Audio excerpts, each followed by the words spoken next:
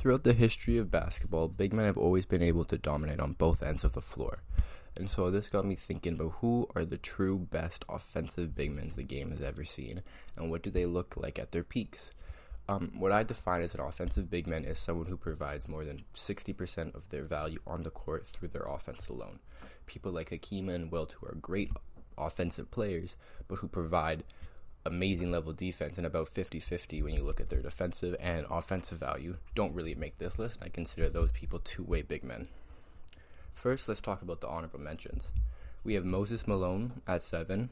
Moses Malone, arguably one of the best offensive rebounders the game has ever seen. Been able to dominate the offensive boards, get putbacks at will, and this is really where a lot of his offense came from. He was good enough on D, was terrible when it came to playmaking and passing, absolutely possessing none, which makes sense for a big. But when you compile that with his lack of true self-creation off the dribble or in isolation or face-up, it really hurts his offensive peak, especially when you're stacking it against some other offensive old-time great big men. At number 6, I have Charles Barkley. I think 6 and 5 can be kind of switched out depending on what you value more. Charles was a tank going to the rim, able to just yam it and push anyone out of his way in transition, decent in isolation and face-up, and being able to back people down just into oblivion to the point where they had to change the rules. Really amazing offensive rebounder too, pretty decent on defense, but small, so that really hurt him as he aged. And he was a pretty solid passer, especially for a big at the time, but nothing too spectacular. I put Charles at 6 just because I think he's just a slight tier below everyone else above him, but he's still one of the best offensive big men the game has ever seen. Next, at 6, I have Karl Malone, the mailman. Karl Malone was also a tank going to the rim, just like Charles Barkley.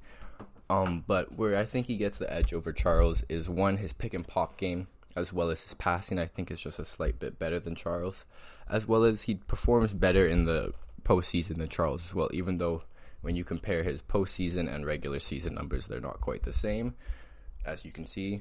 I still think, him being one of the earliest pick and pop players, especially at his time, combined with his passing, really opened up the floor for his teammates and really helped the Jazz run such efficient offenses. I think why he's only a 5 on my list is because of the postseason performance. He tends to fall off due to his lack of creation and finishing at the rim, and just doesn't really have the same peak that other people above him on this list do. At 4, I have Dirk Nowitzki. Dirk, I think, is not even arguably, but just is the best shooting big man the game has ever seen, being able to space out the floor in an unseen way before, especially for his position. His passing was never that good, but as he aged, it definitely got better, and he was able to see more of the floor. Once again, his defense, too, was pretty bad, especially early in his career, but as he aged, he was able to see the floor a little more and be able to position himself a little better, but never really got any good value on defense. I think what puts him over Karl Malone, especially in my mind, is his postseason scoring, where Karl Malone tends to shrink. Dirk actually rises, especially over this peak, up from 26 to 29 points on a little bit better of efficiency, which I think is really impressive.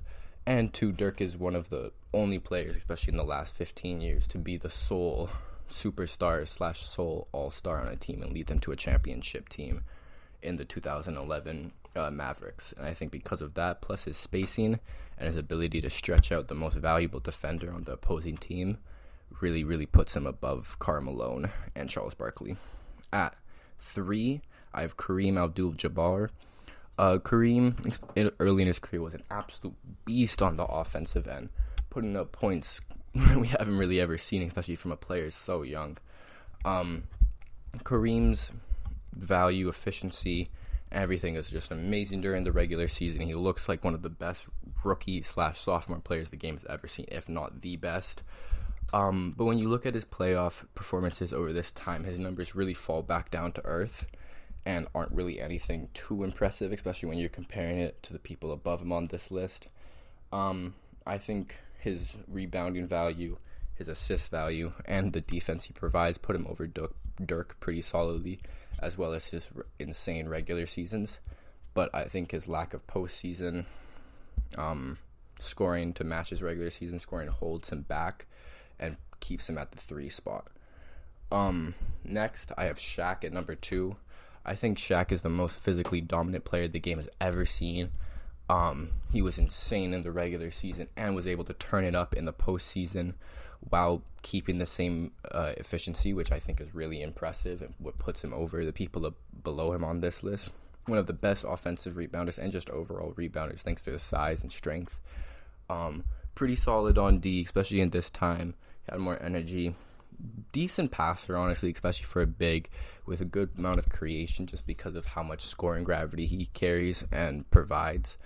I think in today's game, Shaq would probably not be as good, but he played in the exact era for him to shine, and because of that, he's one of the most dominant players the game has ever seen.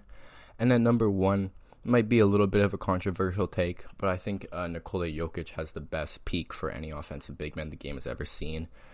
When you look at just everything he provides, he's the most complete offensive big man we've ever seen, with his passing, inside scoring, outside scoring, rebounding, all being amazing. He's one of the most efficient mid-range shooters the game has seen over the last 2 years. 2020, shooting 57% on mid-range on 9 attempts a game, which is better efficiency than DeMar and KD, just on slightly less volume. His passing is unworldly. We've never seen his passing from a big man before, and it's really changed the way that the Denver Nuggets have been able to play. We saw him carry a squad of pretty much no real offensive pieces to one of the best offenses last year, and the 6th seed in a very stacked West. I think Nikola Jokic is only kind of starting to reach his offensive peak. I don't know if he's going to be that much better, but I see him maintaining this level of production for the next few years. And so this is just peak. I think when you adjust for longevity, the list looks a little bit different. You have Kareem at 1 for me. No one really ever has matched Kareem's longevity except for LeBron. Next, I think you have Shaq. Shaq had actually had a really long career where he was successful and for a very large portion of that. I think 3, you probably put Dirk as well. Actually, no, I think probably a 3, put Karl Malone, being able to just provide value for so long, no matter how old he got. 4, I would put Dirk, and then 5, I would put Charles Barkley, and I don't even think Jokic is on this list, of course, because his career is still so young, and he still has so much time to build out his resume, and I really think he's going to be able to go down as one of, if not the best offensive center the game has ever seen by the time his career is over.